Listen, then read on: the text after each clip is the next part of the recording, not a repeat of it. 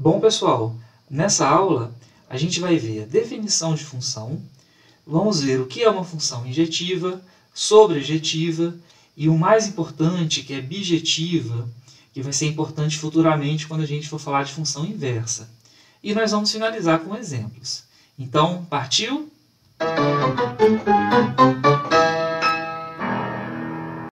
A definição de função envolve 3 ingredientes e 2 regras de definição. O primeiro ingrediente é um conjunto, onde a função toma valores, ou um conjunto que contém os elementos sobre os quais a função atua. Esse conjunto é chamado de domínio da função. Por outro lado, nós temos também o segundo elemento, que seria um conjunto destino, que contém os elementos que vieram de alguém daqui do domínio pela função, ou não, conforme a gente já vai ver. E nesse caso, esse conjunto recebe o nome de contradomínio da função.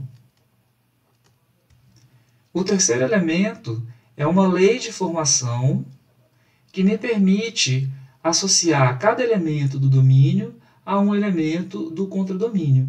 E essa lei de formação, essa regra, ela deve satisfazer a 2 condições, ou a 2 regras. A primeira regra é: não podem sobrar elementos no domínio. Isso significa que a função f deve poder ser aplicada a todos os elementos aqui do domínio. Ou seja, não pode sobrar ninguém aqui no domínio que não seja levado pela função em alguém lá no contradomínio. Vamos ver um exemplo para a gente sentir a importância dessa primeira regra. Vamos supor que o meu domínio, o domínio de uma função que eu tenha, seja o conjunto dos números reais. E o meu contradomínio também o conjunto dos números reais.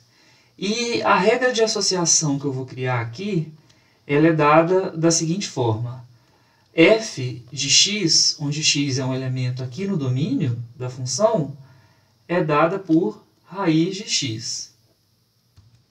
Uma vez que não existe raiz quadrada real de número negativo, esse exemplo fere a regra que a gente acabou de enunciar.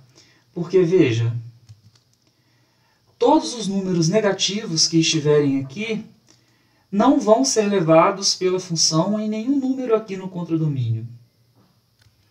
Por exemplo, o número 4 vai tranquilamente no 2, que é a raiz do número 4. Agora, o menos 4 já não vai em ninguém, sobrou. Então, opa, não temos uma função aqui. Esse exemplo mostra que, se você tiver apenas a lei de formação, como nesse exemplo f de x igual a raiz de x, não é possível afirmar se você está diante de uma função ou não. Você precisa ainda saber qual o domínio e qual o contradomínio. Uma mesma regra de formação, f de x igual a raiz de x, pode se tornar uma função desde que a gente escolha um domínio adequado, que exclua os números negativos, que são problemáticos na aplicação da raiz quadrada. Então, se eu ainda mantiver a mesma regra de formação, f de x igual a raiz de x, mas mudar um pouco o domínio, isso pode ser uma função. Se o domínio for não a totalidade dos números reais, mas apenas os números reais maiores ou iguais a zero, digamos R+, agora sim eu tenho uma função. Por quê? Porque agora todos os números negativos que existiam aqui no domínio e sobre os quais a função não podia ser aplicada, simplesmente não estão aqui mais, porque eu estou considerando o domínio agora apenas os números reais maiores ou iguais a zero. Então, essa mesma regra de formação, f de x igual a raiz de x, pode ser definida de R para R, ou pode ser definida de R+ para R. Nesse caso aqui, nós não temos uma função, porque todos os negativos que estão aqui nos números reais não são levados em ninguém, porque a gente não tem raiz quadrada real de número negativo. Mas, se eu restringir o domínio e no lugar de considerar todos os números reais, eu considerar apenas os que são maiores ou iguais a zero, agora sim, aqui eu passo a ter uma função. Então, repetindo, apenas a lei de formação não é suficiente para você saber se você está diante de uma função ou não. Você precisa saber qual é o domínio e qual é o contradomínio. Vamos ver agora a segunda regra.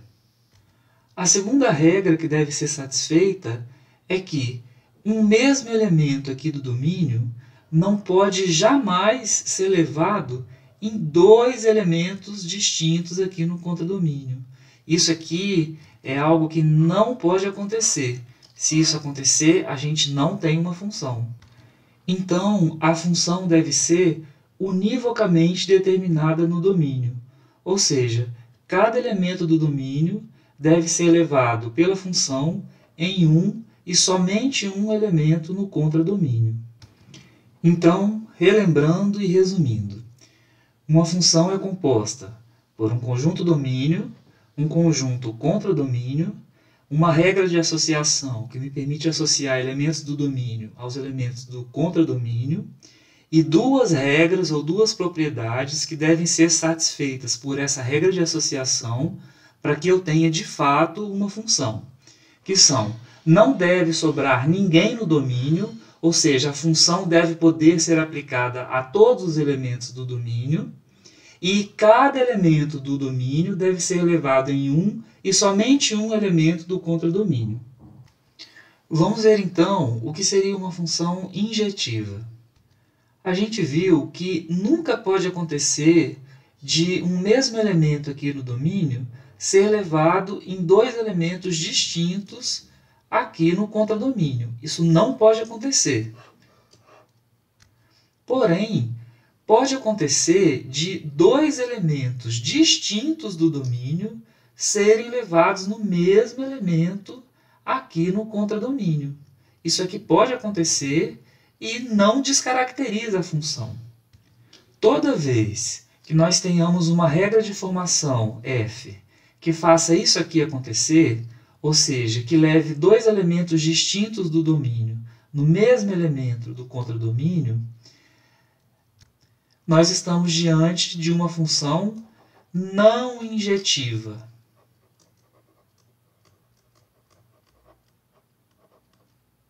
Então, para que uma função seja injetiva, isso aqui jamais pode acontecer. Então, se isso aqui nunca acontece, a função é injetiva. Vamos ver um exemplo para clarear melhor as ideias? Vamos considerar a seguinte lei de formação. f de x é igual a x ao quadrado. Vamos considerar essa função primeiro de R para R.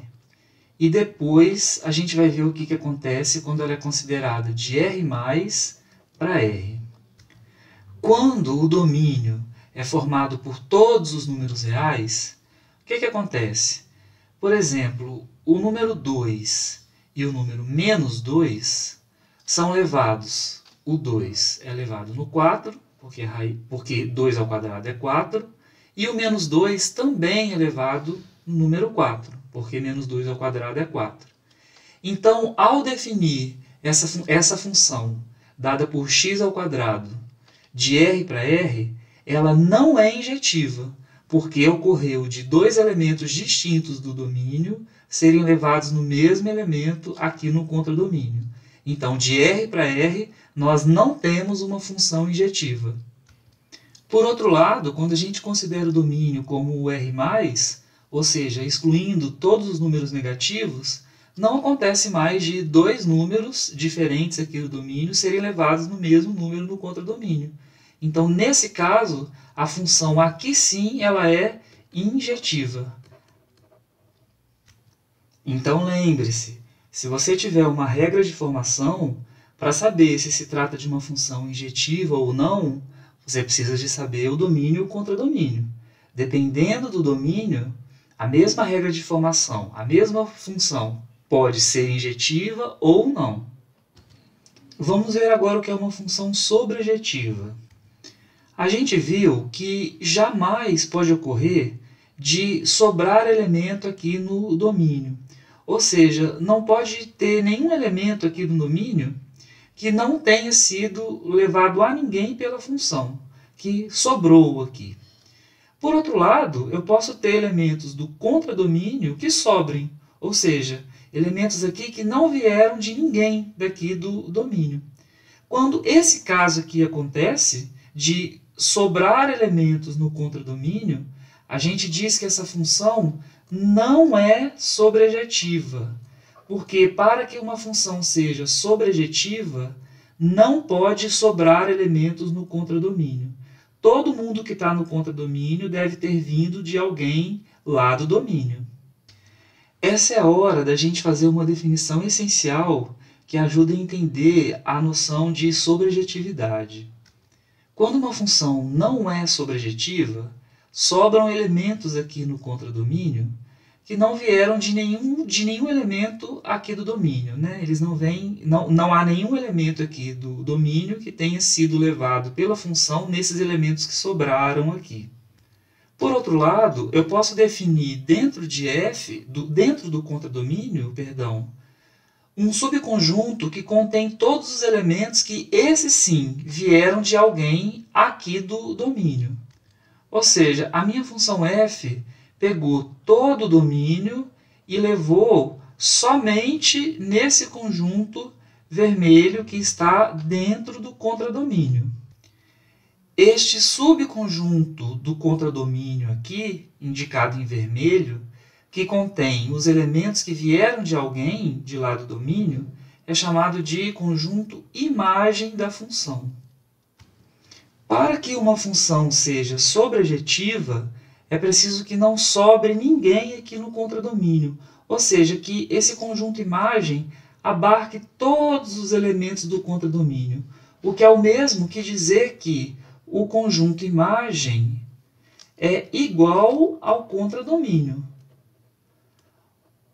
Quando isso acontece, quando o conjunto imagem é igual ao contradomínio, nós temos uma função sobrejetiva.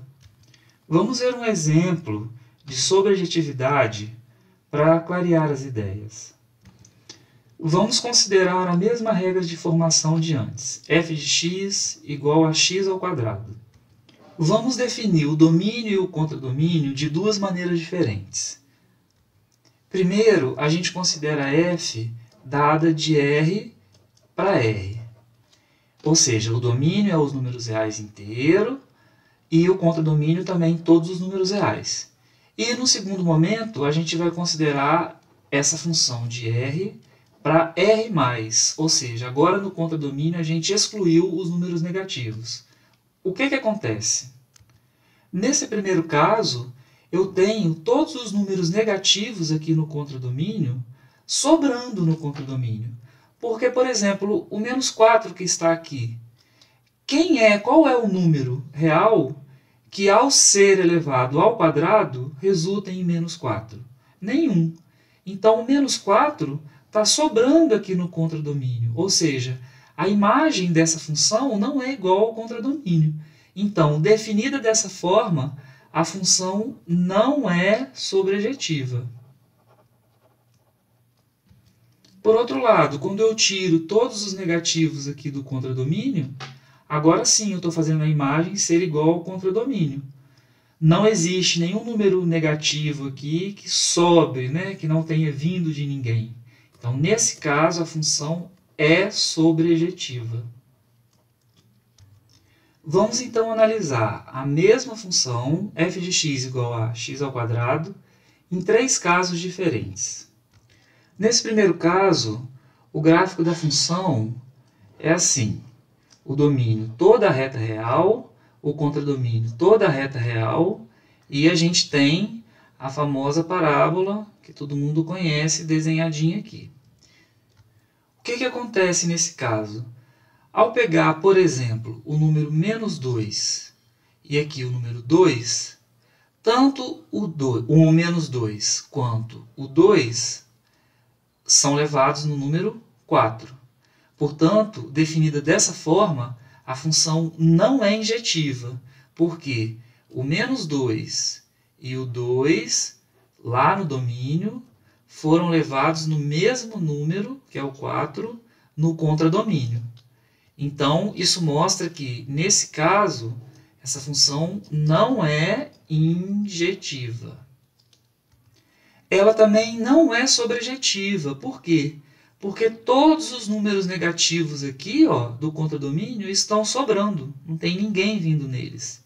Então, essa função também não é sobrejetiva. Então, definida de R para R, f de x igual a x ao quadrado não é nem injetiva nem sobrejetiva. Nesse segundo caso, o contradomínio, o eixo y, continua sendo a reta toda, mas o domínio agora é só o R+.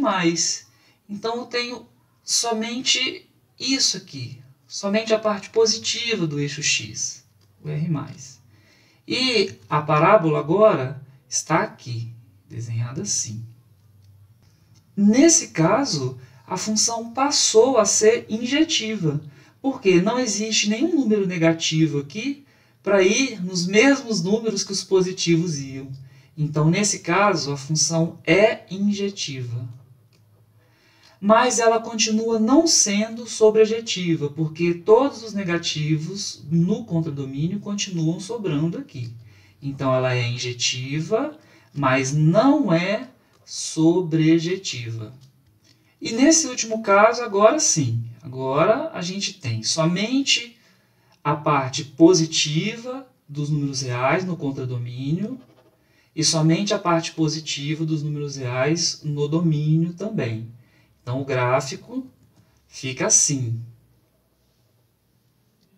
Agora sim, ela passa a ser injetiva, ela é injetiva, porque não existem números negativos aqui no domínio, para irem nos mesmos números que os positivos iam, e também não tem mais os números negativos aqui no contradomínio para sobrar. Então, nesse caso, ela é injetiva e é também sobrejetiva. Ou seja, se ela é injetiva e sobrejetiva ao mesmo tempo, ela é uma função bijetiva, ou bijetora, como se fala também. Então, esse é o único caso em que a função é bijetiva. E por que isso é importante? Porque somente funções bijetivas podem ser invertidas. Somente uma função bijetiva tem inversa. E a gente viu que uma mesma função pode ou não ser injetiva, pode ou não ser sobrejetiva, pode ou não ser bijetiva, dependendo do domínio e do contradomínio que a gente escolha. Nas próximas aulas, a gente vai abordar as funções inversas das funções mais conhecidas. E o segredo para fazer com que essas funções tenham inversa é restringir o domínio e o contradomínio para que, caso elas não sejam injetivas nem sobrejetivas, elas passem a ser injetivas e sobrejetivas, portanto bijetivas, e tenham inversa. Mas isso é assunto para uma próxima aula. Até mais!